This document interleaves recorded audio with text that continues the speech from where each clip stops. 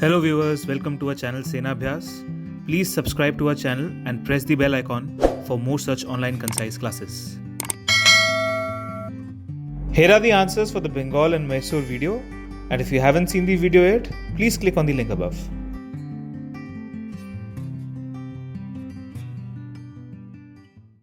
Jai Hind. My name is Rajiv Yadav and you are connected with me on Sena Abhyas Educational Center's YouTube channel. दोस्तों एक short और concise lecture series modern Indian history का शुरू किया है, जिसमें हमारा अगला और आज का लेक्चर है मराठास के बारे में। मराठा मॉडर्न इंडिया का एक बहुत इंपॉर्टेंट टॉपिक है, क्योंकि मुगल इंडिया के बाद यानी मुगलों के भारत के बाद मुगल साम्राज्य के बाद दूसरा सबसे बड़ा पोटेंशियल जो एम्पायर था वो था मराठाओं का। अगर हम ये मान के चलें कि मुगलों के बाद दूसरा बड़ा साम्राज्य कौन सा सेंट्रलाइज्ड हो सकता था या बड़ा हो सकता था जो मुगलों के बाद उनकी जगह ले सकता था, तो वो एम्पायर है मराठा एम्पायर। तो मराठाओं के बारे में बात करते हैं, बिल्कुल बेसिक से शुरू करेंगे। शाहजी जो है, he was 17th century military leader. He served under Ahmednagar, Bijapur Sultanate etc. He also sometimes worked under Mughals. तो इनके बेटे हैं शिवाजी, जहां से ये पूरा गेम शुरू होता है। शिवाजी का जन्म होता है 1627 में। इनको क्राउन किया जाता है छत्रपति की उपाधि से 1674 में रायगढ़ में।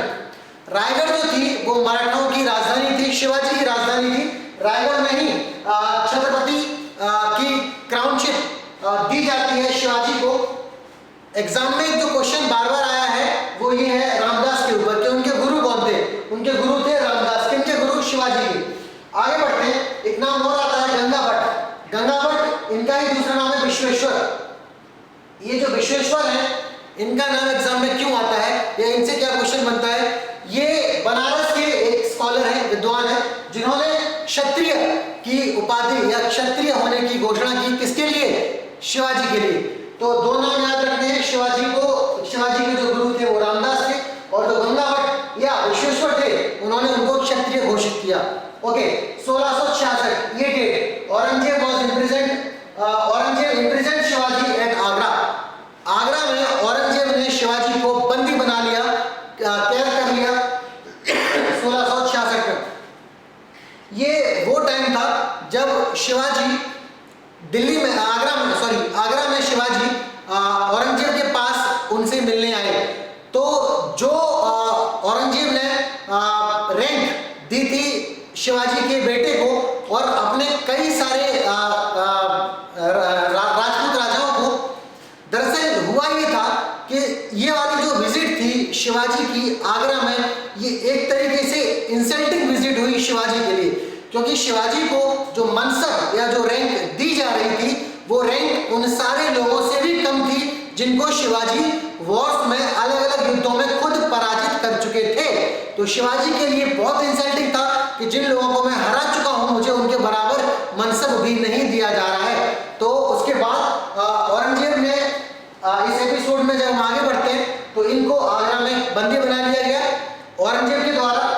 हालांकि बाद में बहुत अजीबोगरीब तरीके से या बहुत अजीब से सर्कमस्टेंसेस में शिवाजी जो है वो सफल हो जाते हैं यहाँ से भागने में और वो वहां से निकल जाते हैं। ओके, आगे बढ़ते हैं। 1659 Bijapur sultan sent Afzal Khan to repress Shivaji. ये डेट क्यों इंपॉर्टेंट है? अफजल खान को भेजा गया बीजापुर के सुल्तान के द्वारा कि जाओ और शिवाजी को रिप्रेस करो। तो ये कुछ डेट्स थी जो इंपॉर्टेंट थी। आगे पॉलिटिकल हिस्ट्री में हम बढ़ते हैं। दोबारा से क्रोनोलॉजी ऑर्डर चेक करते हैं। शाहजी, इनके बेटे शिवाजी, इनके दो बेटे हैं राजाराम और संभाजी। ये वही राजाराम है जिनकी वाइफ जो ताराबाई है वो रूल करती हैं कहां पे? मराठाओं के साम्राज्य पे। कब? जब शाहूजी जो है वो औरंगजेब के द्वारा बंदी बना लिए जाते हैं। ओके, शिवाजी के दो बेटे हैं राजाराम और संभाजी। तो शिवाजी के बाद संभाजी जो है वो राजा बनते हैं। संभाजी के बाद राजा बनते हैं शाहूजी। हालांकि शाहूजी को गिरफ्तार कर लिया जाता है, कैद कर लिया जाता है। तो उस दौरान ताराबाई जो है वो रूल करती हैं। ठीक है, तो जब ताराबाई रूल करती है उसके बाद एक नाम आता है ये वाला, बालाजी विश्वनाथ। और बालाजी विश्वनाथ के टाइम से ही पेशवा का पद बहुत ज्यादा इंपॉर्टेंट हो जाता है। अब सवाल ये है कि क्या पेशवा का पद बालाजी विश्वनाथ से पहले नहीं था? तो आंसर क्या होगा कि पेशवा का पद बहुत पहले से है। पेशवा मतलब प्रधानमंत्री, लेकिन बालाजी विश्वनाथ ने कुछ ऐसा किया है जब से पेशवा का पद बहुत ज्यादा इंपॉर्टेंट हो गया। ताराबाई से वापस उन्होंने साम्राज्य शाहू जी को दिलवाया, तो उस युद्ध में बैटल ऑफ खेड़ में मदद करी बालाजी विश्वनाथ ने, किसकी? शाहू जी की। बहुत सारे कंट्रीब्यूशन है मुगल, उन्होंने शाहू जी ने मराठाओं की जो ट्रेजरी है उसकी देखरेख करी उस टाइम पीरियड में, उनका झंडा बुलंद रखा। बहुत कुछ है जो हम इनके कंट्रीब्यूशन के बारे में पढ़ेंगे। फिलहाल के लिए थोड़ा सा समराइज करते हैं, रैप अप करते हैं इस वाले पोर्शन को।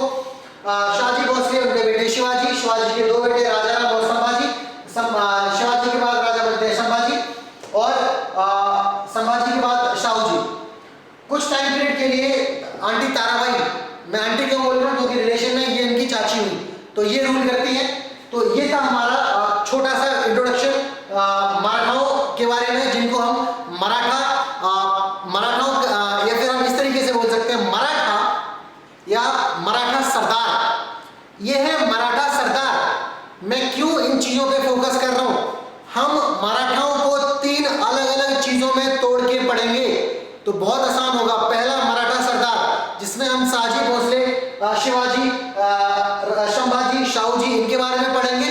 इसके बाद दूसरे पहलू में हम पढ़ेंगे पेशवाओं के बारे में, जिसमें हमारे ये सारे पेशवा आते हैं, बालाजी विश्वनाथ, बाजीराव, बालाजी बाजीराव।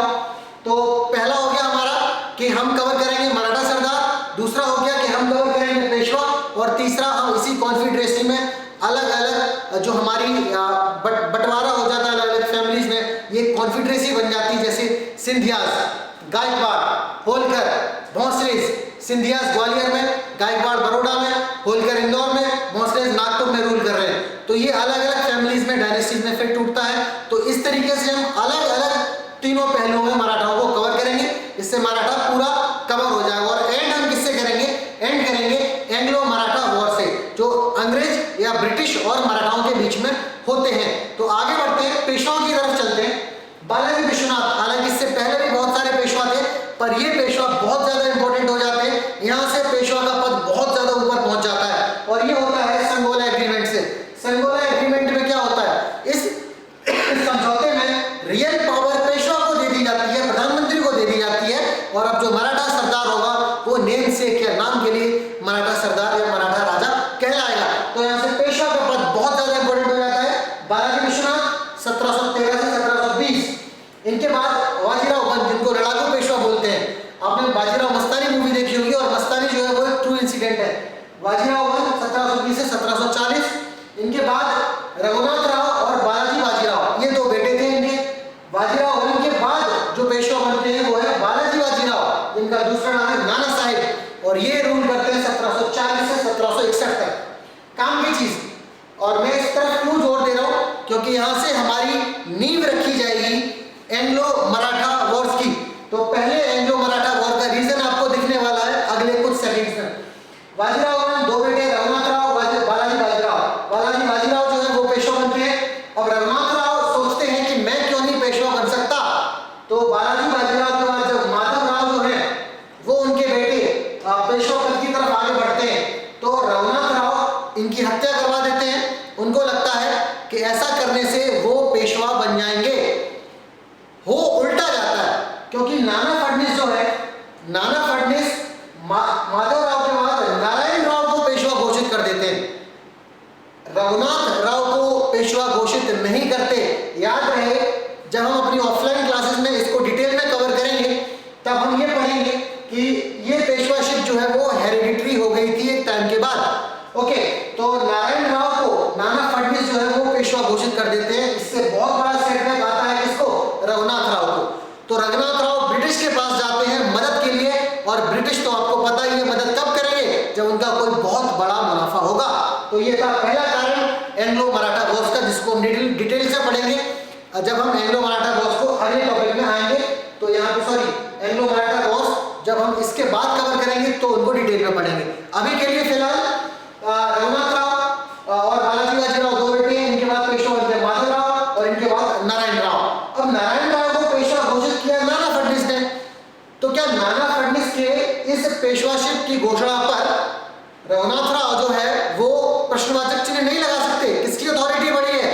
तो अथॉरिटी बढ़ी है नाना फडणवीस की। मैं आपको एक चीज बताना चाह रहा हूं जो आपको याद रखना है इस लाइन के तहत, जिसमें मैं बोल रहा हूं आपसे कि जब तक नाना तब तक पूना, यानी पुणे में मराठा पेशवा तब तक अपने वर्चस्व पर रहेगा जब तक नाना रहेंगे। तो नाना बहुत ही वफादार और बहुत ही लॉयल मराठा है, तो नाना का बहुत बोलबाला है और बहुत ज्यादा नाना की अभी चल रही है। तो जब तक नाना तब तक पूना, पूना सुरक्षित है जब तक नाना फडणवीस है।